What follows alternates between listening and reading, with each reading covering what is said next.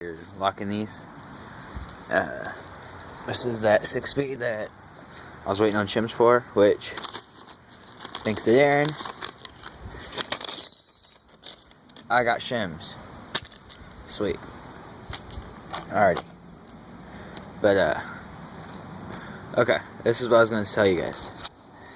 Is, when you're locking these things, make sure you use like a moisture, not like use like a hose and just mist it. That's it. That way you don't get crap everywhere else. But I probably should have been doing this in the garage like last time. But I was gonna tell you guys. Okay, when you go to lock these, count the teeth before you pull it back apart. Count the teeth on each side, and then count the teeth on the differential. What I did is I used a little chisel thing and marked a notch where it goes on this part of the bull gear, and then same thing on the other side. And then on the axles, if you can see, that one's lined up just a hair before that one. That's how I welded it up. And turns really nice and easy. As you can see, grab one axle, turn it, the other one spins too. Look how crappy those welds are. They're not really crappy, but I doused them in oil. I was thinking about locking these teeth right here to the axle, but decided I wasn't going to do that. I was going to weld these to the pin. Decided I wasn't going to do that either. Just that way, whenever you go to assemble, it'd be a lot easier. But after you get it put back together, before you start putting everything in there, make sure it spins nice and easy. It doesn't, no binding, nothing. It just makes it a lot easier to put back together. I didn't weld those tips or whatever on the shafts. What I did is I just put a tack to hold those clips to the I guess the shaft. I did it on both sides. And on this one too. Just that way they don't shake around on you. And they're nice and stiff. Also too, I had the shim right here and right here. So the only thing that moves is this bull gear, but everything else is nice and solid. But when you go to, let me up a cigarette real quick. A cigarette. But okay, what I did also too is I got one of these things. And I wanted to turn it on and go through all these.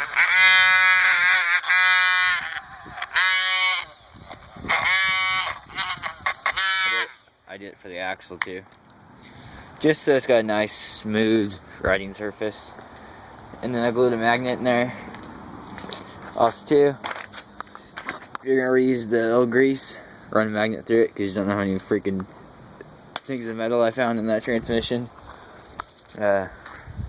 Always keep a bucket of oil, old oil, where you can douse your shit in. Don't douse it in water, because especially for gears, because it'll rust on you. But there's that. You guys, show you guys my welder. It's a new one. One of the new. I don't know if I can get it with the light. Damn shadow. Chicago Welding 90-amp flux core welder. These ones are a little bit different setups than everyone else's, but it's got the little diagram so you don't forget it. Keep this thing pretty tight, not too tight, about where you can stick your finger and it's flush. I like it because it's got all that crap. Different gauge wire, different thicknesses. It tells you the wire thick right there. Gun clamp. It's got all that. But whenever I did it, I used it on a 2 max setting. Everyone knows that. But the wire I used is 35. I didn't use that crappy 30 weight because that just don't work. God, this thing's hurting my head right now. Also too, get one of these helmets. They're auto darkening, but you don't have to let them charge. I thought that was really cool. You can adjust it if you want to do flux core or TIG or arc. I think gas is a 4, so you're gonna have to get a different mask for that. But got some new gloves because my other ones burnt through them. I don't want to work on that plastic. All my gears, got them out of the transmission, so they're nice and clean. This is the 5 right now. But I use the 5-speed box to weld in because it's got a crack in it and it's the old case. But that's why those gears are out. Those are my backups. Those are the ones you saw me do the video in the other day. And there's top of it. I put an upgraded spool gear in it. This gear is got, I believe, 7 more teeth on it than the originals. Same with this one. It's got 3 more teeth than the original. So let's go a little bit faster. That's about it. These are all the tools I use to lock it. Hair dryer, because I use water and just rinse it out. A lot easier getting the grease out than using can after can after can after can to brake clean. I just use water, and then use the hair dryer, dry it all out. Cut that. Go on a welder. Yeah, basically these welders can weld just about anything you think of. They're not supposed to, but everyone does. Like T-Man, he welded his whole entire trailer with one of those. It's the older ones, but it's the same thing. But letting you guys know, keep a bucket of old oil after you do like an oil change or something like that. Just keep it. And here's some screen that I'm gonna put on the front of the racing mower. Has like that big ass hole. Some baskets I picked up. A little fan motor I was thinking about making something out of. Still haven't done nothing that weed eater. Picked up the scrap today. It's a bunch of aluminum frames, chairs, mesh.